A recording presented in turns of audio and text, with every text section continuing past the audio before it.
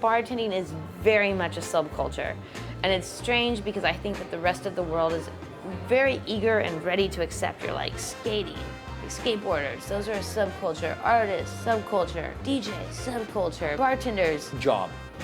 And I'm like, no, it's one of the strongest subcultures there is.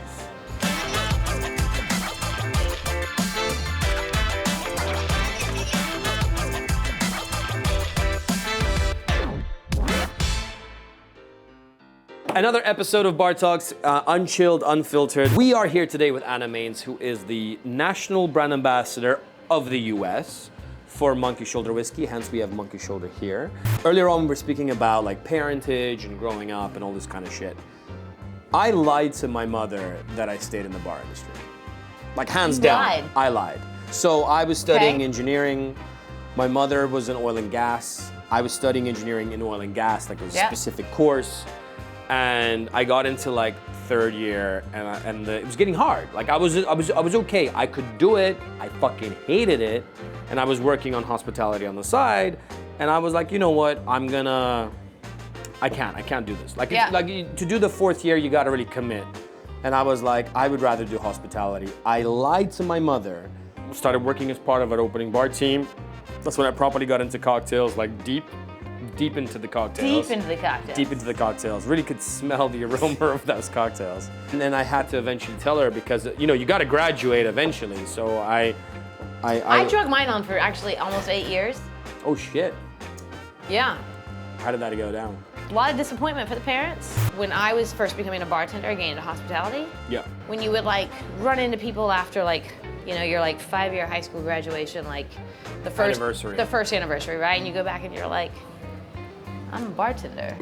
You know, people are like, oh fuck, How did you fuck it up? like where did she go wrong? What did she do? You know, like this was never something that people thought was gonna be like successful.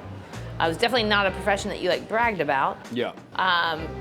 I think we all know, funny, especially with tipping culture in the US, now half the time you're like, joke's on you guys, I'm making way more money than all y'all and I'm working like 3 nights a week. Yeah, that's But there are certain things that we do in life. You could probably tell somebody they'd make double the amount of money being a garbage man as they would a doctor, and they would probably still sometimes choose a doctor. fucking teachers, bro.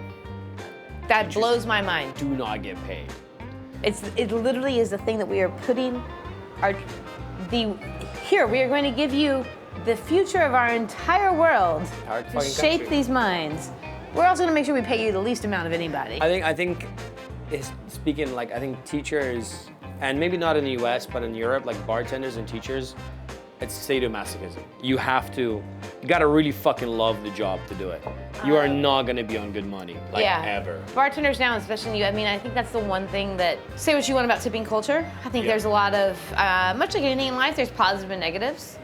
One of the positives is that if you are working for certain places in the right amount of time, I know people that are making good money. Probably better, like easily over, like well into the 6 figures working 3 or 4 nights a week. You don't see that anywhere else in the world. Correct, and that's only because of tipping culture. Now, that also though makes you somewhat, because of the amount of money that can be earned in a good tipping culture, we have got this really strange, it's like that customers are always right? That's the American, so. You can't upset them because you're so dependent on them. You are so dependent on them. Chucky, mutual friend Chucky, Yeah. we were having this discussion about the tipping culture, and she describes it as golden handcuffs.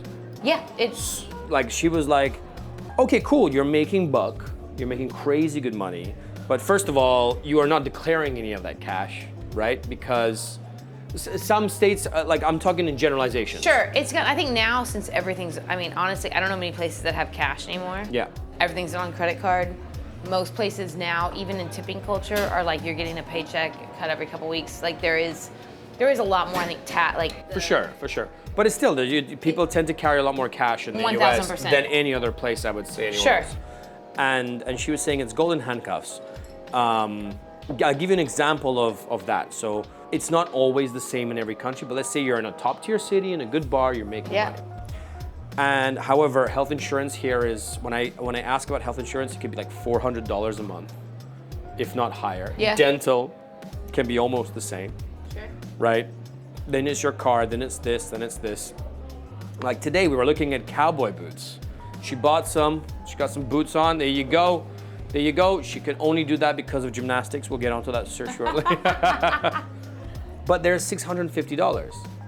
$650 is like you can get a return ticket from Barcelona to Miami in economy for that. You know, like, and that's just a boot. But you know what I'm saying? Like, so there's the good and the bad. Before I came to this side of the bar, I owned a bar. It blows my mind because we talk so much about the problem of like not having health insurance for, you know, frontline and for hospitality.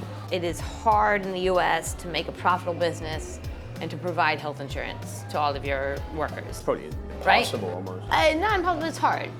I will say that like that was one of the things that to me, I was like, and probably somewhat influenced honestly because it was like, oh, this is a hot topic. Okay, I'm gonna make sure I do everything right. I'm gonna offer health insurance to my people.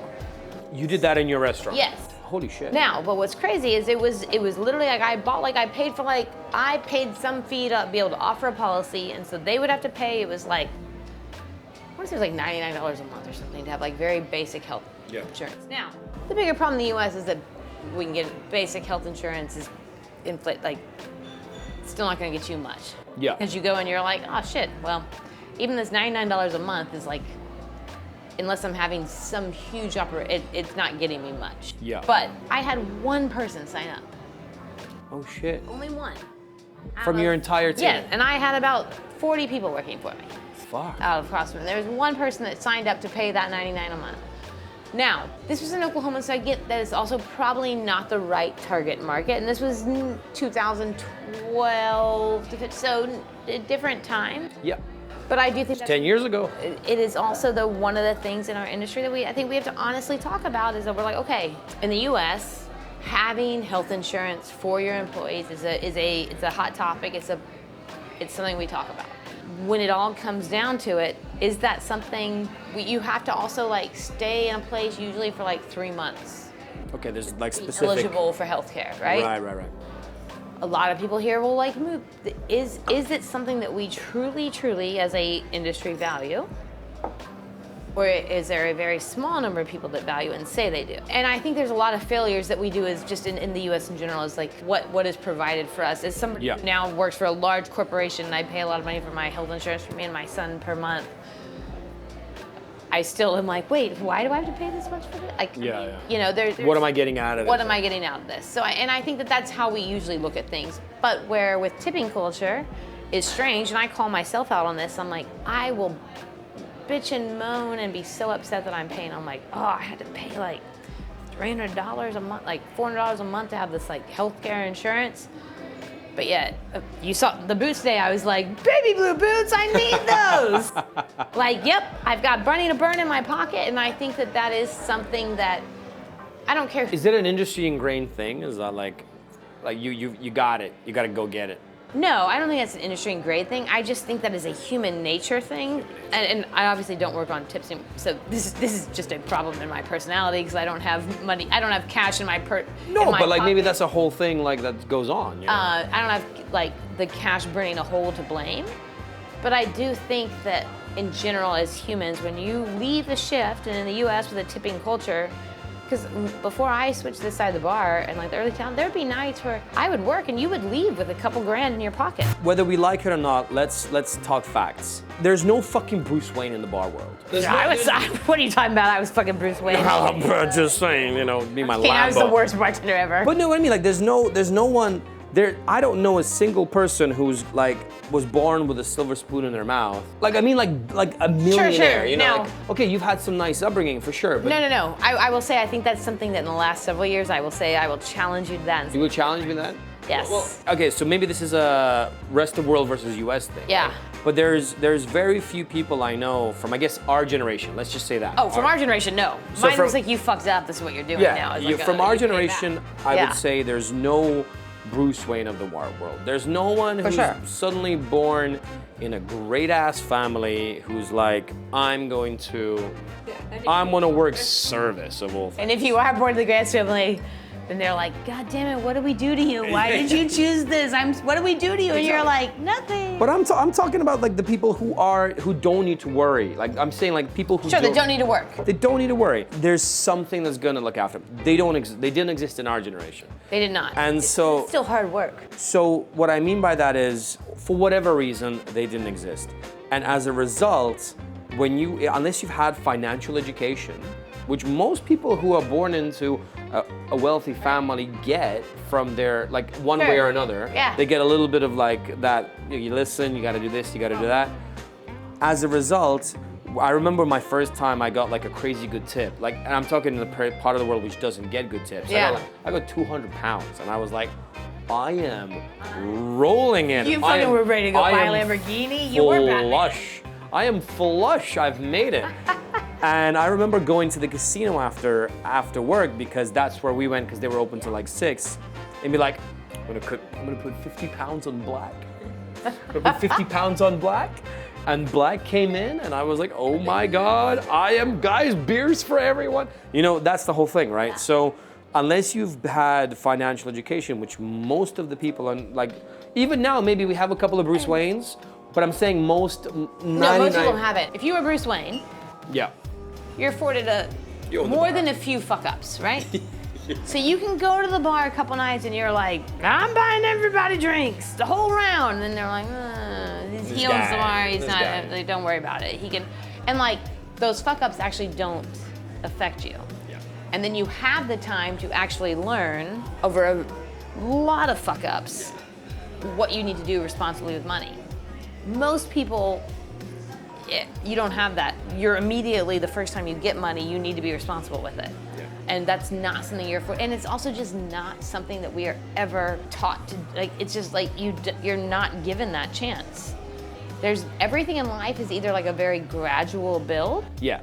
And so tipping culture, it's this weird, like, even though you should look at it like, I'm working my ass off over how many hours spread out per week, and this one night I fucking did great. Flush, hit the jackpot. You're not taught that you should look at that as like saving it and spreading it out over all the hours you've worked. You're like, I fucking hit gold, let's go spend it. Yeah. And it is, it's just a weird, and again, because of the tipping culture that we have here, you do feel more like if I go out, I feel like I need to share that. Very often we have these generalizations. Oh, cool, Europe, whatever, like US. Sure. I feel like in the US, people misunderstand the US and Americans. They just bluntly say, oh, the US. I am now finally coming to the US a lot more than before.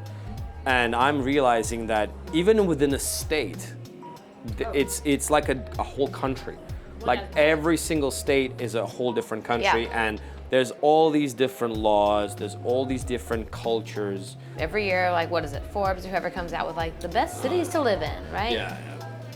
And almost exclusively it is like Norway or Sweden or whatever, and you're like, those are very like homogenous, tiny, small countries. So I am sure that is probably a great country to live in because you have a very small.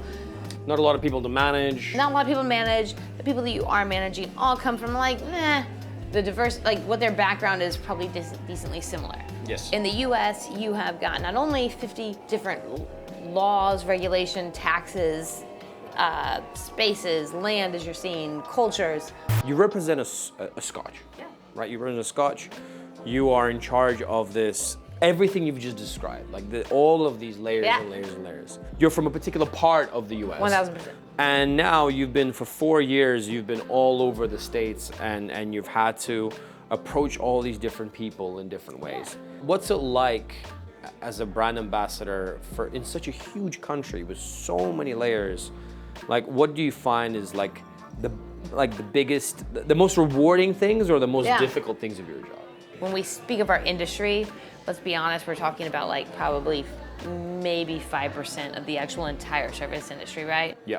I would say probably 90% of the people that ever worked in the service industry might have started like an Outback or a Fridays or a Chili's, and then we're like, okay, now I'm going on to this other part of my life. Yeah. Those of us that like did it and like caught this bug and wanted to enter into the actual, what we call like bar industry, that for most of us consider our entire weirdly our entire world. It's our career, it's our world, It's our career, it's our subculture.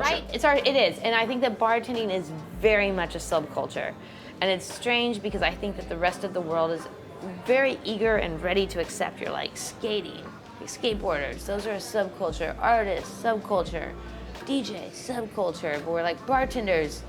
And I'm like, Job. And I'm like, no. In one of the strongest subcultures there is. There are things that purely you can say that only our industry will understand. But to truly say that we are going to choose to live our life almost on the opposite time scale than most of the world lives, you have to, it's a cultural thing. If it commit. It's a commit, right? And so for this small percentage of people that we do speak to, most of us too smart for their own good, right? Most of the time, right? Overcomplicating. Oh, shit. My God. It's just like, man, there's so many things where like it's literally that. I'm sure there's some meme somewhere. Somebody's like, it's whatever that guy who just made millions off of being like, Yeah. The guy's like, what the fuck? You know? that is literally everything we do is the antithesis of that, right? We're like, oh, you want to drink? Well, I'm gonna fucking overthink that 20 times. I think when I had a bar, I'm pretty sure I spent 6 months just looking at the font. Oh, dear Lord. That I went on my menu because in my mind, that was everything, right? Like it says so much. That was key. The emotions. Emotion and what it said about what your menu is saying. And the person's like, can I read this? Yeah, I can. Okay, here we go. Yeah, to be fair, probably one person actually took note of what actual font I was using.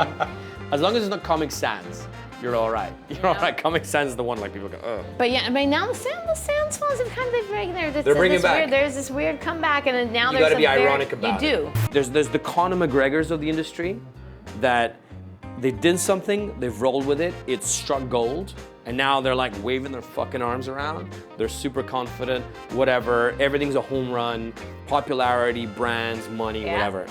And then there is like the same person, slightly more humble, but inside they're like frightened, terrified. And I actually think that's the majority of, well, old school bartenders at least. I don't know about like new, because there is a new generation. They'll never admit.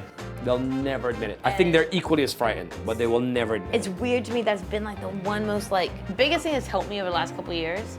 I have got crippling social anxiety. Oh shit. Like it is, but yet I've always at the same time, like the inside of my brain is a weird one, very duplicitous in that like, I've got horrible social anxiety, but yet I also crave like attention. Right. And most bartenders, that our bar top is kind of like our little like shield. It's it's what allows us. When you said Bruce Wayne earlier, it's kind of like for the mask. It's the mask, right? For some reason, you can stand behind a bar and you're like, oh, I'm like engaging, and this. We all want to be that person. Yet when you take us out from behind the bar, all of a sudden you're like, oh, this is so weird. I don't want to talk. I'm like nervous and I'm not confident in myself and I don't know what I'm doing. Not in my comfortable space. Not my comfortable space, right? And it is weird. I can't tell you how many times I go into like, that is still, I have learned how to not listen to that voice. But the voice is still there. But that is still the strongest voice that comes, and I think that's most bartenders. That we're always like, oh, should I have said that? I feel awkward here. Like you take away the bar top and we feel weird. Most of us now are forced in these situations where you take away our bar top and you're like, oh, I don't know how to interact. Do they want me to talk to them? Do they not? And if we would all just learn, like we're all feeling awkward, we're all feeling weird. That's probably what made us good at our jobs to begin with, is that we're overthinking everything, and just fucking say hi to people. Yeah.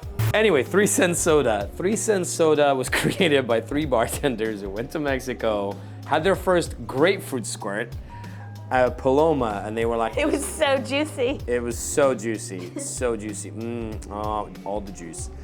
It's really good though. It's really great though. And so the fun thing is, the name comes from American culture. So they read that book, Soda Jerk, like that one that came out like a bunch of years ago. And apparently, back in the day, if you wanted to order just a soda water, it was 2 cents.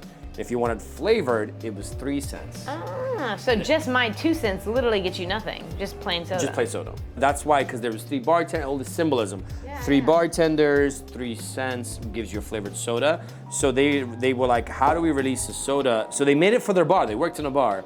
And they were like, how do we release a soda to make a Paloma that's equally as easy to make as the one in Mexico, but way better flavor? I am not paid by 3 cents, so I can say whatever the fuck I want. But like, genuinely have never tasted a grapefruit that tastes this much like grapefruit. Yeah. This is It's delicious. super delicious. It's delicious. It tastes great with Monkey as well. This is It's fine. really fucking great though. And then the reason we work together is simply because of the bartender connection. It's a great Monkey. Wait, that has monkey in it? I just put the Monkey in. Just put my Monkey in. Put my Monkey in. Just put my Monkey in. There's a Monkey in. Yeah, there you go. A little bit of Monkey. It's very measured. That's a lot of Monkey. That was actually a very, so see.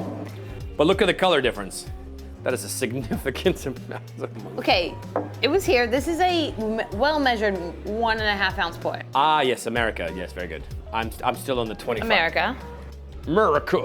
After all of your experience, after owning a restaurant, after doing gymnastics as a kid, after COVID, after this, after that, after working for other brands, after going through this really, really tough old journey, a personal and a professional one, what does fun mean to you? It doesn't have to be like in this industry, like how do you view it? Yeah, it might be literally half a second, hopefully longer, but like to me, fun is that one moment where like we kind of forget about anything else, like no preconceptions, not like, do I look cool doing this? Do I look weird doing this? Like is this okay? Is this not okay? That there is this pure, unadulterated moment where we can all say that like, hopefully, this is what like I fell in love with the bar industry about, is that when you have sat at a bar, a great bar, I don't care like what's going on around you, what's happening in your life, you forget about anything else around you. And all that matters is like, you're invested in that one moment, and it might be that you're laughing, it might be that you aren't caught up in like what you have to do tomorrow. But fun to me is just not taking ourselves so seriously, because if we are actually really honestly, nothing that any of us do in our day-to-day lives is really that important. Except for like these little tiny moments where you're like... Well, you're turning that moment into joy. It's joy. As opposed to being like worried about it and letting it dwell on it. And joy, like to me, is like the most like, if we think about what, as a child, and the moments in our life where you grow and learn the most, it's those moments where you're actually just fucking not worrying about anything except for what like transpires right here. And that's fun and like that's joy. Slap my 5 fingers, that's it. We're gonna end it on that because Fucking that is joy. fucking joy. Let's get out of here. Let's get some joy. Get some joy.